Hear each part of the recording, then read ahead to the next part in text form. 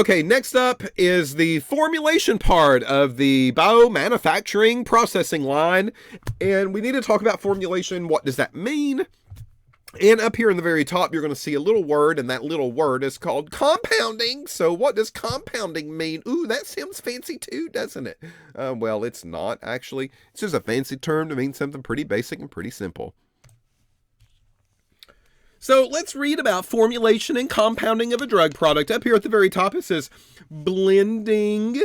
Okay, the API. Ooh, what does that mean? Well, API means active pharmaceutical ingredient. That is something that you're going to see over and over and over. Better get used to it.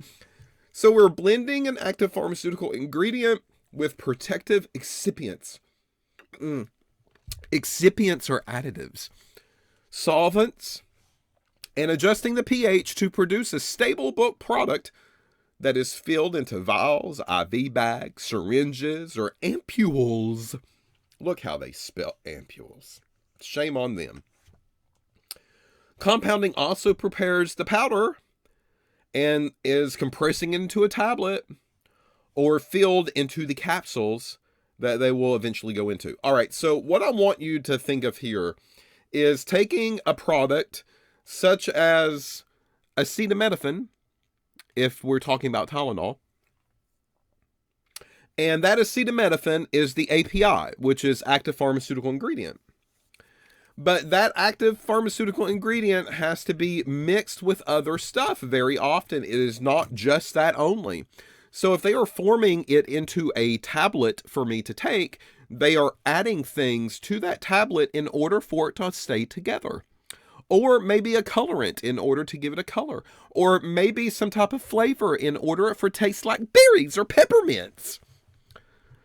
Okay, well, if it's not a tablet, it could be a capsule. The capsule is just that kind of hollow shell that they are putting the material on the inside of, and they're putting the protective casing on the outside. Okay, that's formulation. How do we get there? Right? How do we get to that point in order for that product to be made? Well, in the world of biomanufacturing, it's not just simply powders. Sometimes these things are liquids. So what do the liquids get mixed with? What else goes on the inside? What should we be doing to those liquids, like adjusting the pH and stuff to make sure that they stay stable for a long period of time? How do those liquids get delivered? Does it go into just a bottle and they just drink it? Or is it going into some type of container that has a rubber lid on it, so that way we can inject a syringe on the inside and suck it up like a shot that the doctor or the nurse is going to give me in my butt? Okay, well, those things have to be planned and discussed, and they've got to get to that point. That is the process of formulation. So compounding is very similar. It's just kind of a different word in a way. Compounding is mixing that ingredient with other things. Whatever those other things might be, I don't care. Again, the manufacturing world will make that decision before I even arrive to day one on the job. I just got to follow their recipe. That's all that I've got to do. So whatever we need to blend in with the API, I'm just going to make sure that that happens. The order of addition is very important. All right. Of course that is a thing, right? Order of addition. Hello. So if I'm reading the back of a cake box and step number 1 says mix the oil and the eggs and the cake mix together in a bowl. Step number 2 says pour it into a pan and then put it into the oven.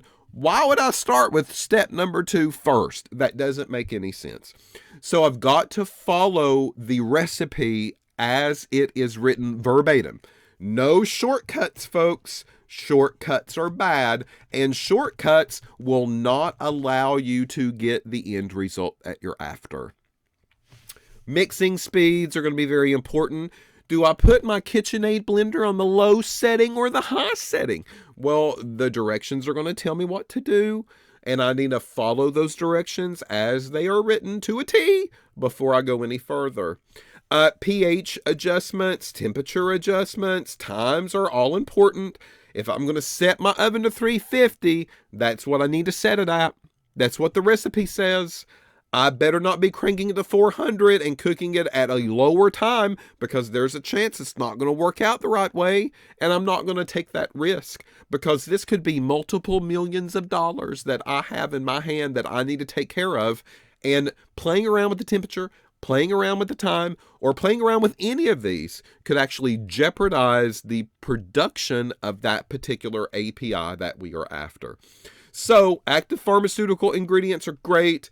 That is what the bioreactor is going to end up giving us. We need to now take that alphabet soup. We need to separate and filter through the power of different filtrations, centrifuges, chromatography. Now I'm down to this API, a little bit cleaner, a little bit more purified solution.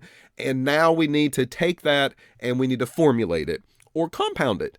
And this is basically what else needs to be added to it at this moment in order to get closer to the final product. That is what this stage is all about.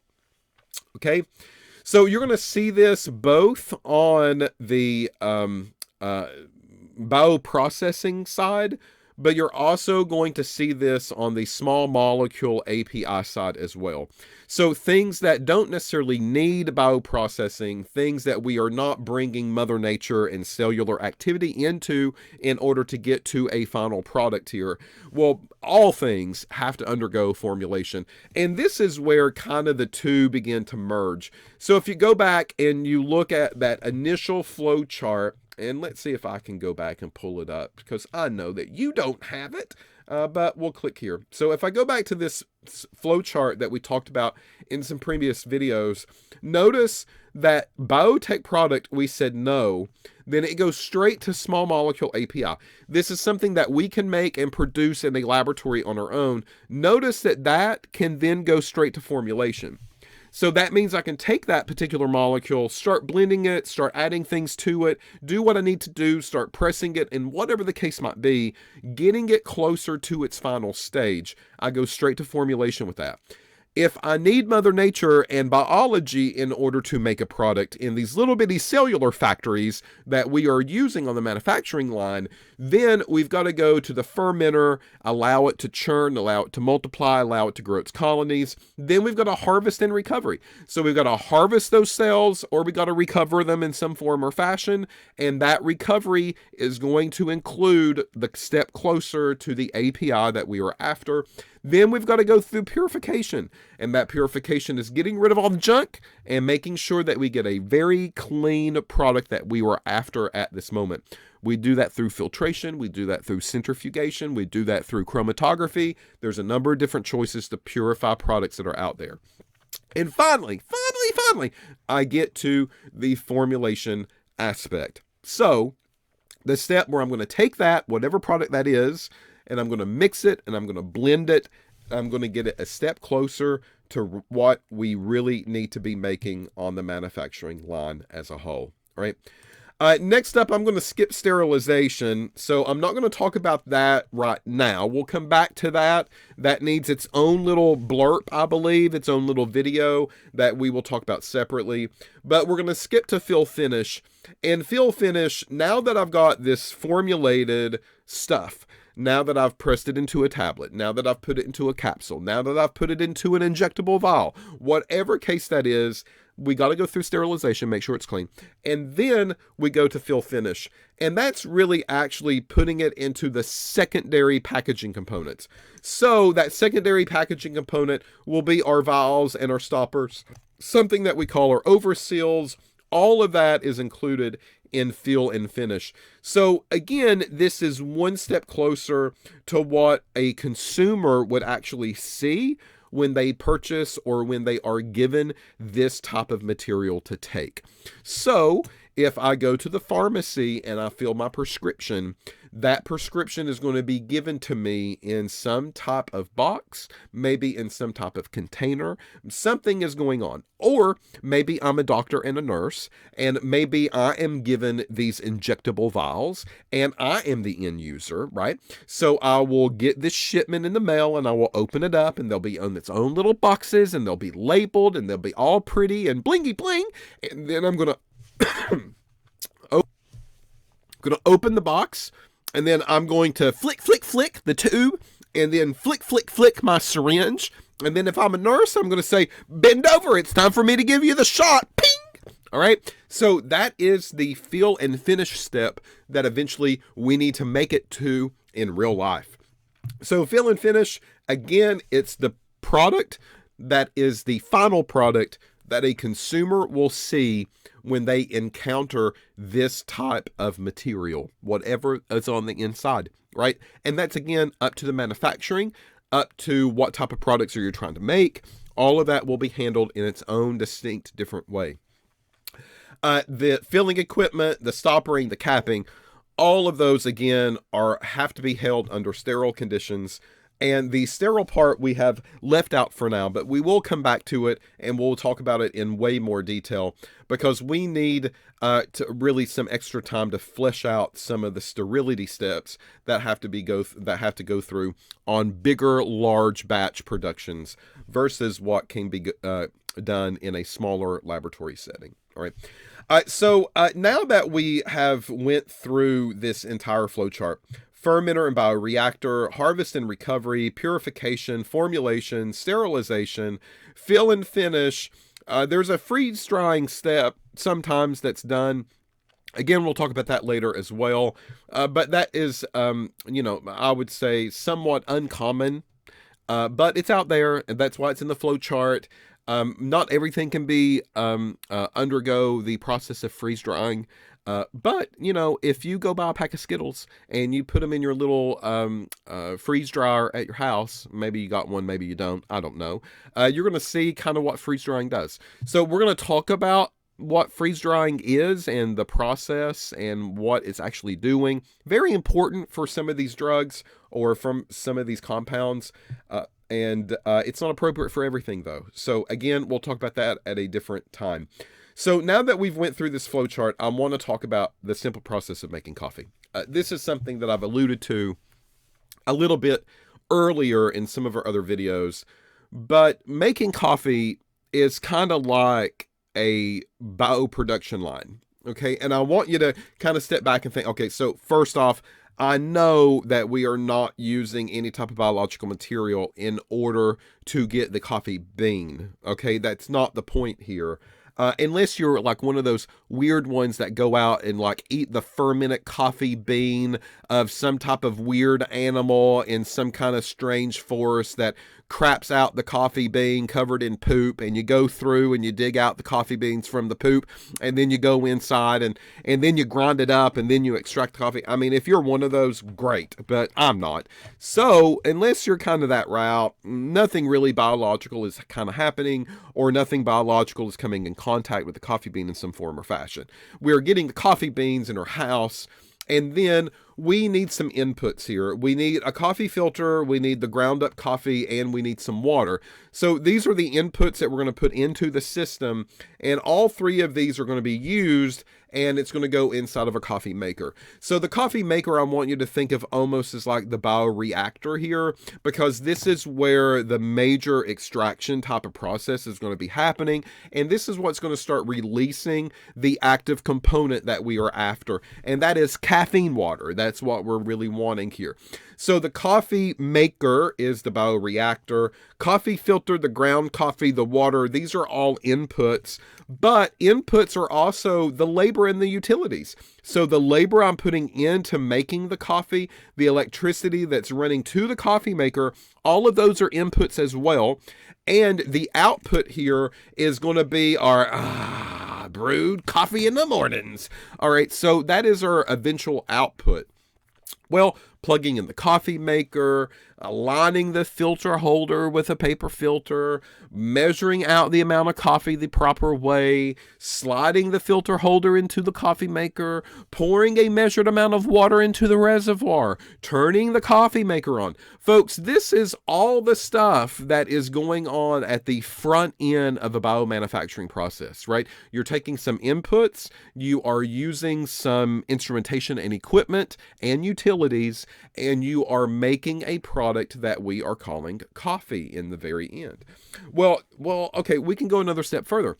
This brewed coffee is kind of our purified, right? We used filtration, and that filtration was good enough. That's all. We didn't need centrifuges. We didn't need chromatography. We just needed some filtration, and that was good enough to make this product that we were after, which is coffee. All right.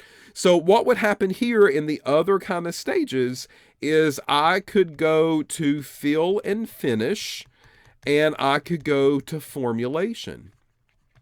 So once I take the brewed coffee, which is our active ingredient that we were after, that's the main component, I can now formulate it. And what that means is that I can add maybe a little bit of cream, or I can add maybe some flavoring to it to make it taste better.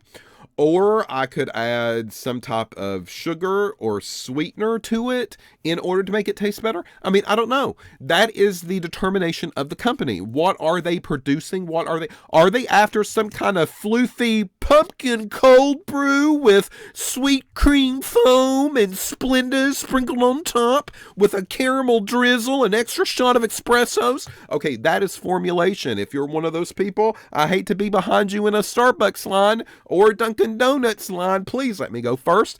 But that is formulation. It is mixing a product for the final result. And then finally, the fill and finish. The fill and finish would be put it into my coffee cup. That's all that I need, please. Just pour it into the coffee cup. Leave all the bells and whistles behind. Or are they putting it into a bottle? Are they sealing it? Are they putting a cap on it? And are they refrigerating it? Because eventually it's going to end up in the grocery stores. Is that something that's going to go on? Because that fill finish is going to be a little bit different than just strictly pouring it directly into your coffee cup while it's hot and warm and freshly brewed. So that is formulation and fill finish based on basically what you have encountered throughout your daily life. That's what this is all about. All right.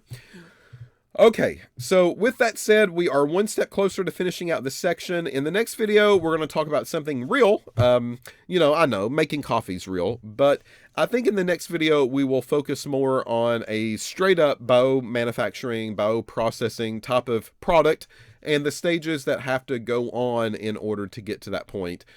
Just to kind of review and repeat and rehash everything that we've talked about up to this point. And I think it's very important for you to understand, okay, coffee's coffee, but really a biological type of material is something a little bit different. So we're going to have to put a little bit of extra care and a little bit of thought process into getting this filtered, getting it cleaned, getting it purified, and getting it formulated. So that's what we'll talk about in the next video. So come back and see me. Don't take a break yet.